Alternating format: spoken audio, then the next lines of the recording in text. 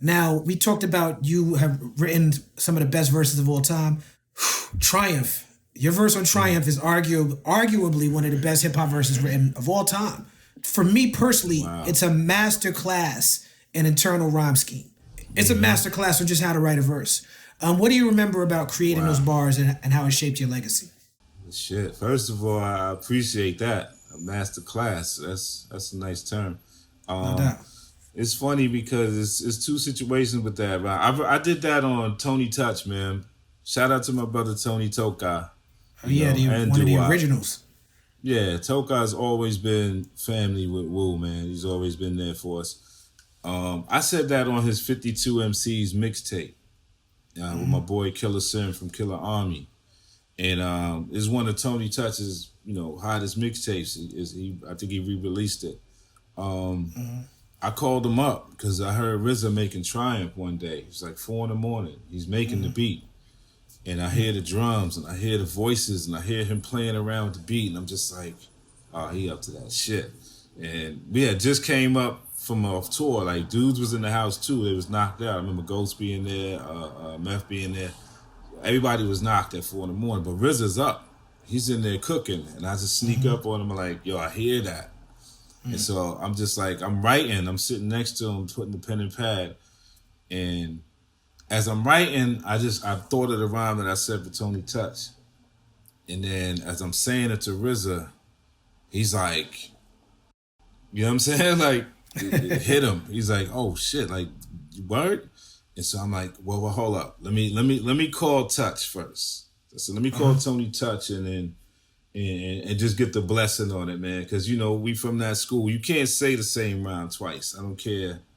You know what I mean? It didn't matter what capacity, you know what I'm saying? But it was like, I didn't want to say the same rhyme and then not even give son no credit or give him a call.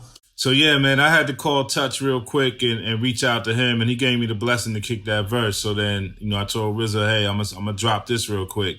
And I had to leave that morning. So, RZA threw the beat on. The beat wasn't even complete for me. I just heard the drums, a couple of the voices, some hi-hats, things of that nature.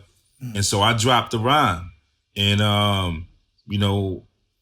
maybe about 5-6 days later when I came back, I had heard, other voices on there. I heard, I think, Meth, Cap, a couple of people went in.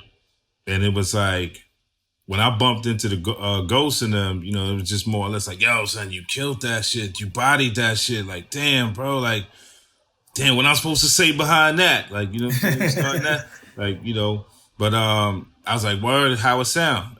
But remember, I rhymed to like the drums and all that. So when I heard it full blast with the other vocals on it too, and the horns, flutes, and everything he got, bro, it was crazy. I heard it loud, like full blast. Like, I was like, this is different. This is different. You know what I'm saying? But it was like, I remember we were arguing because we didn't want the record to be that long, but he wanted everybody to make sure they got a piece of that. It's like punk rock hip hop. That shit is just something, I don't know what that is. Yeah, bro, that's how I felt when I heard the beat. I was like, I don't know what that is, bro. Right, but right. It sounded crazy. It's like the drums was just different than how he normally come. And then I guess he buys a lot of instruments and things like that. So yeah, when he got to them violins, it was just like, yeah, so he's got strings going here. Yeah. He's got this going there. And it's like you might hear one sound come in and then disappear. You don't hear it no more. Like, right. His technique is crazy, man. And I was like, yo, me jumping in on that first is because I wanted in on that. As I know Ray Ghost gonna get to that one, I need to get in on that. You know what I'm saying? Right. But yeah, that rhyme, man. Tony Touch gave me the blessing to say that again, and that rhyme itself was just for I rhyme for different people at different times. Like I did a show at a college one time, and they asked me like, yo, why don't you rhyme more? For us college heads. So I was like, what you mean rhyme more for you college heads? And he was like, he's like, I don't know how to say it, like, with big words and things of that nature. Like a bomb atomically. Yeah. So, but he was asking me to do that. Like, say some word, like, basically you telling me to stretch my vocab. Right. You know what I'm saying? So I didn't think he thought I could stretch my vocab, but I was like, yo, okay. And when I wrote that, it was just, I was thinking Socrates. I might have saw it on the TV or something, and it was just Socrates' philosophies and hypotheses can't define. Like, you know, like nothing you can make up can explain how this body's gonna happen. Like, you know, I kind of saw the visual first and then had to write the script to it.